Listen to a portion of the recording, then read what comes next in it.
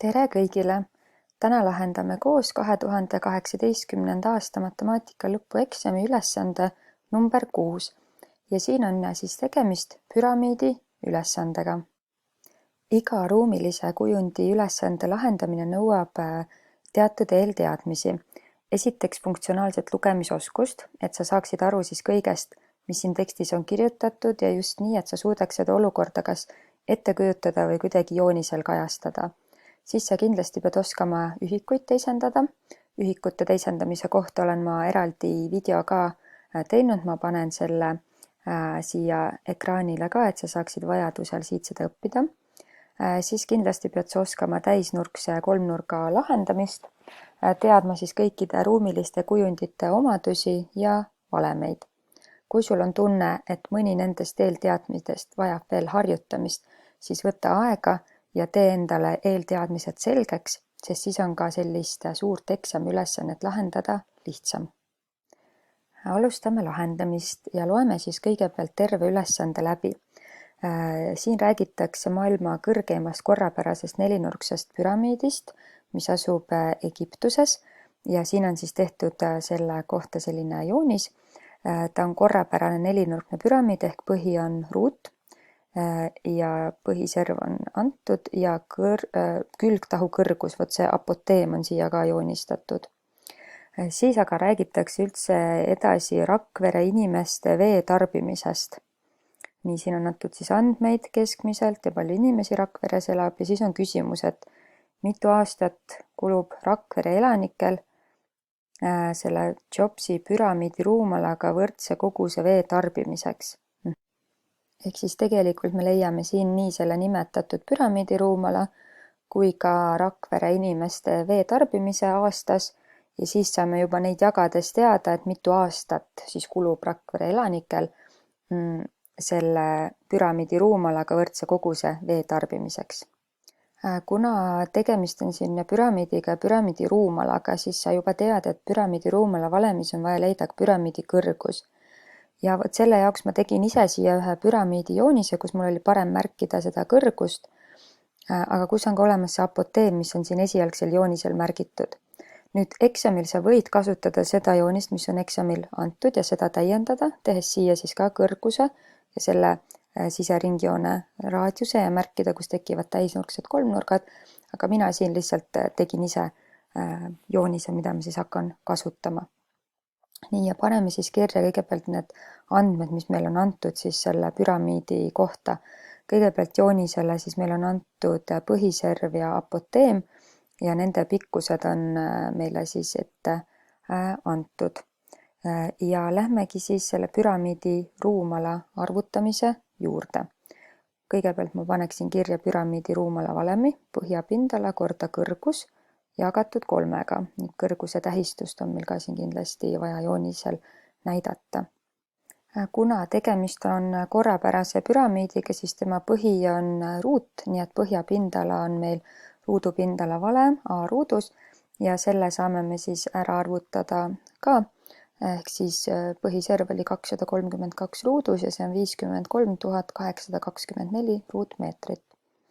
Nüüd kõrguse leidmiseks peame me nägema siin siis täisnurkset kolmnurka ja selle täisnurkse kolmnurga kaatetid on kõrgus ja ruudu siseringjoone raadius ja hüpotenuus on siis see apoteem.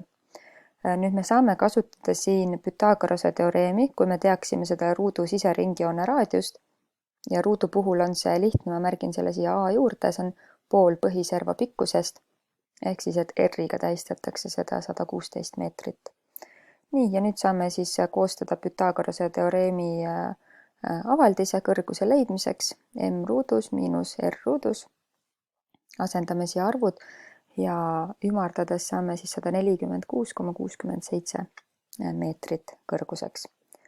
Lähme edasi, siis meil on kõik püramiidi ruumala elemendid olemas, nii et saamegi arvutada välja selle nimetatud püramiidi ruumala. Ja see ruumala tuleb päris suur. See on siin siis lausa 2 631 455,36 kuupmeetrit. ja nüüd meil on siis vaja veel leida, et palju siis need Rakvere elanikud ühes aastas vett tarbivad. Selle jaoks ma soovitan kohe need liitrid, millest siin räägitakse, teisendada kuupmeetriteks, sest et edaspidi me peame niikuinii neid ühel hetkel teisendama hakkama. Mina soovitan teisendada siis nii alguses kui võimalik. Nii et kui me praegult hakkame selle 90 liitriga tegelema, siis teisendamegi liitrid kuupmeetriteks. Liitrite teisendamisel kuupmeetriteks sa pead teadma, et 1 liiter on 1 kuupdetsimeeter ja 1 kuupdetsimeeter on 1000 korda väiksem kui kuupmeeter, ehk siis me peame kuupdetsimeetrid jagama 1000-ga ja siit saame ka, et 90 liitrit, mis on siis iga inimese keskmine vee tarbimine ööpäevas, on siis 0,09 kuupmeetrit ehk siis 90 jagatud 1000-ga.